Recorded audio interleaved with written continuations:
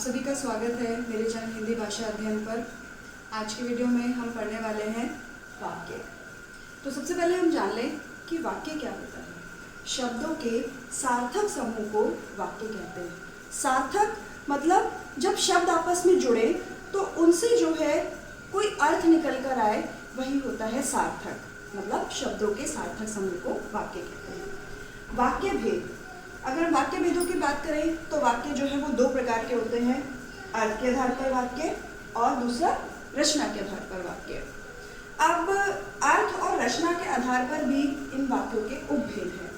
अर्थ के आधार पर वाक्य के 8 भेद हैं और रचना के आधार पर वाक्य के 3 भेद हैं। रचना के आधार पर वाक्य में सरल, संयुक्त और मिश्र है।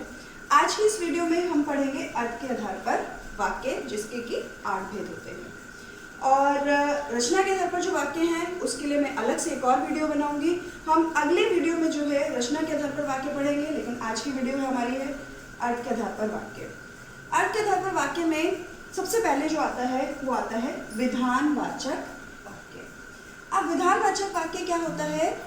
जहाँ कार्य सामान्य रूप से होता है उसे विधानवाचक वाक्य कहते हैं। सामान्य रूप से मतलब कोई भी कार्य, आप खेल रहे हैं, आप कूद रहे हैं, खाना खा रहे हैं, कहीं आ रहे हैं, जा रहे हैं, कोई भी कार्य जो सामान्य रूप से हो, हम उसे कहते हैं विधानवाचक वाक्य। दूसरा वाक्य है निषेधात्मक वाक्य या निषेधवाचक वाक्य। निषेध मतलब नहीं, मतलब कोई भी कार्य जो है अगर वो नहीं हो रहा है, इसका मतलब है कि वो कौन सा वाक्य है? निषेधात्मक वाक्य। जैसे कि आप अपना होमवर्क नहीं कर रहे हैं, बच्चा खाना नहीं खा रहा है, कोई मैदान में नहीं खेल रहा है, हम कहीं नहीं जा रहे हैं, कोई हमारे यहाँ नहीं आ रहा है। नहीं का मतलब है निषेधात्मक वाक्य। तो आप आसानी से जो है इस वाक्य की पहचान कर सकते हैं। जहाँ भी वाक्य में नहीं आ जाएगा, जैसे कि मैंने यहाँ उदाहरण लिखे हैं, कल हम बाजार नहीं जाएंगे, तो नहीं शब्द आ गया, इसका मतलब निषेध हो गया, मतलब निषेधात्मक वाक्य। अगला वाक्य है रोहन ने अपना गृह कार्य नहीं किया। नहीं आ गया, आप आसानी से पहचान लेंगे, निषेधात्मक वाक्य। अब अगला वाक्य है प्रश्नवाचक वाक्य। प्रश्न मतलब प्रश्न का बोध हो, जहां पर आप किसी से भी कोई भी प्रश्न कर रहे हैं, वो है हमारा प्रश्नवाचक वाक्य। आप किसी से भी प्रश्न करते हैं, कभी कभी होता है ना, आप पूछते हैं मम्मी आज खाने में क्या बनाया है, तो वो क्या है? आपका प्रश्नवाचक वाक्य। और तुम कहाँ गई थी? क्या तुमने अपना होमवर्क किया? बच्चे तुम क्या कर रहे हो? तो ये सब क्या है? हमें प्रश्न का बोध कराते हैं। प्रश्नवाचक शब्द कौन कौन से होते हैं? क्या, किसने, क्यों, कैसे, कहाँ, जहां पर भी ये शब्द आएंगे वो होता है हमारा प्रश्नवाचक वाक्य। अब अगला वाक्य है हमारा आज्ञावाचक वाक्य। आज्ञावाचक जिसमें आज्ञा का बोध हो, जिसमें आपको कोई ना कोई किसी कार्य को करने के लिए आज्ञा दे रहा हो। जैसे कई बार होता है कि आपके मम्मी पापा आपको कहते हैं कि तुम चुपचाप उधर बैठ जाओ, या वहाँ से कोई सामान लाओ, या कोई भी कार्य करने के लिए आपको आदेश देते हैं। कई बार ये आदेश आपके जो है मम्मी पापा, बड़े भाई बहन, आपके दादा दादी या क्लास में आपकी टीचर, कोई भी जो आपको आदेश दिया जाता है, जिसमें आपको बोध हो कि आपको ऑर्डर दिया जा रहा है, वो होता है आज्ञावाचक वाक्य। अगला जो वाक्य हमारा है इच्छावाचक वाक्य, जहाँ पर हमारी इच्छा का बोध हो। जब हम सुबह सुबह किसी को गुड मॉर्निंग विश करते हैं, हम कहते हैं कि good morning, have a nice day, या फिर हम हिंदी में बोलते हैं सुप्रभात, आपका दिन शुभ हो। तो जब हम आपका दिन शुभ बोलते हैं तो वो क्या प्रकट करता है? वो हमारी अंदर से इच्छा को प्रकट करता है कि हम चाहते हैं कि जिस व्यक्ति से हम विश कर रहे हैं, जिस व्यक्ति को हम गुड मॉर्निंग बोल रहे हैं, तो उसका दिन जो है बहुत अच्छा जाए। या कई बार जो अगर आप कभी कुछ लोगों से सुनते हैं कि या आपके परिवार में या आपके दोस्त में, आपके रिश्तेदार में कोई यात्रा पर जा रहा होता है, तो आप बोलते हैं आपकी यात्रा मंगलमय हो, यात्रा जो है शुभ हो। ऐसी जब हम बातें बोलते हैं तो वो बातें क्या व्यक्त करती है हमारे अंदर? वो हमारी इच्छा को व्यक्त करती है। तो इच्छावाचक वाक्य, जब वाक्य के जिस रूप से इच्छा का बोध हो, वो होता है इच्छावाचक वाक्य। अगला जो वाक्य है हमारा संकेतवाचक वाक्य, जिसमें किसी न किसी संकेत का बोध हो। संकेत मतलब एक कार्य पर दूसरा कार्य निर्भर कर रहा हो। इसका बहुत अच्छा एग्जाम्पल है, जैसे कि अगर आप पढ़ाई करोगे, अगर आप परिश्रम करोगे तो अवश्य सफल होगे। मतलब आपकी सफलता किस पर निर्भर कर रही है? आपके पढ़ाई करने पर। अगर वर्षा अच्छी हुई तो फसल अच्छी होगी। मतलब कि फसल का अच्छा होना किस पर निर्भर कर रहा है? निर्भर कर रहा है वर्षा पर।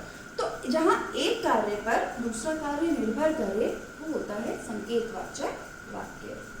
अगला वाक्य है हमारा संदेहवाचक वाक्य, जिसमें संदेह का बोध हो। संदेह मतलब कि आप ऐसा हो भी सकता है और ऐसा नहीं भी हो सकता। मतलब वाक्य के जिस रूप से संदेह का बोध हो, जैसे बाहर कोई खड़ा है, आपको नहीं पता कि कौन खड़ा है, लेकिन आपको लग रहा है कि बाहर कोई ना कोई तो खड़ा है, तो ये क्या हो गया? संदेहवाचक वाक्य। दाल में कुछ गिर गया है, अब दाल में कुछ गिर गया, आपको पता है कि कुछ गिर गया, लेकिन क्या? तो उसमें संदेह है, तो इसका मतलब क्या हुआ कि संदेहवाचक वाक्य। अब हम अगले वाक्य की बात करें तो वो है विस्मयादिबोधक वाक्य। विस्मय मतलब आश्चर्य, जहाँ पर आप हैरान हो जाते हैं चीज़ों को देखकर। जैसे कि सपोज आपका बर्थडे है और पूरा दिन आपको किसी ने विश नहीं किया और शाम को अचानक से आपको सारे घर के लोग इकट्ठे होकर पार्टी करते हैं और आपको विश करते हैं आपका जन्मदिन। तो आपके लिए वो स्थिति कैसी होगी? आश्चर्यजनक होगी। अंदर से बहुत आप खुश भी हो रहे होंगे और बहुत आश्चर्य भी आपको होगा कि कितना अच्छा मुझे जो है सरप्राइज मिला आपको। तो वो जो सरप्राइज वाली स्थिति होती है वो होता है विस्मय। लेकिन विस्मय का मतलब ये नहीं कि हमेशा आपको खुशी ही मिले। विस्मय आपको दुख में भी हो सकता है। आप किसी गंदी चीज़ को देखते हैं, छी छी यहाँ कितनी गंदगी है, तो वो भी विस्मय है।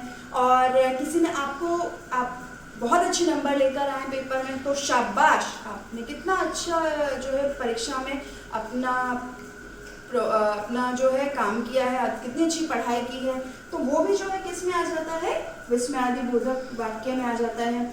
कोई वाह कितना सुंदर दृश्य, आप कोई सुंदर दृश्य देखते हैं तो आपको जो है वो आश्चर्य के भाव आते हैं, वो खुशी के भाव आते हैं, तो उसे भी हम क्या कहते हैं?